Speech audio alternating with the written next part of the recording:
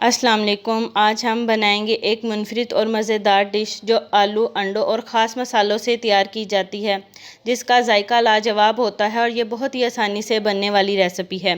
तो आलू अंडे बनाने के लिए सबसे पहले हमने हाफ़ कप घी लिया, इसको मेल्ट करेंगे। घी को मेल्ट करने के बाद हम इसमें 2 अदद प्याज़ों को शामिल करेंगे और इसको अच्छे से मिक्स करेंगे ताकि प्याज लाइट ब्राउन हो जाए।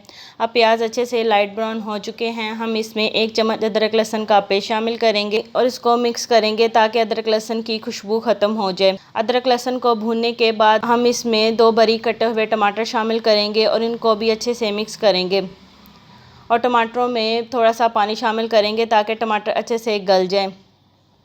स्पाइसेस में हम इसमें 1 चम्मच नमक, 2 चम्मच लाल मिर्च, हाफ़ चम्मच हल्दी और 1 चम्मच साबुत ज़ीरा शामिल करके अच्छे से मिक्स करेंगे।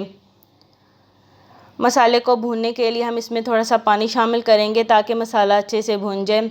अब मसाला अच्छे से भून चुका है, हम इसमें 1 किलो आलू शामिल करेंगे और इसको भी अच्छे से मिक्स करेंगे।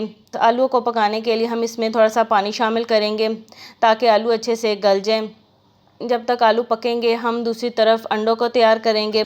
हमने एक बाउल में 7 से 8 अंडों को तोड़ लिया और इसको अच्छे से फेंटेंगे। फेंटने के बाद हम इसमें हाफ़ चम्मच नमक, 1 चम्मच काली मिर्च की शामिल करके इसको दोबारा फेंटेंगे। अब आलू भी बिल्कुल तैयार हो चुके हैं, हम इसमें फेंटे हुए अंडे शामिल करेंगे।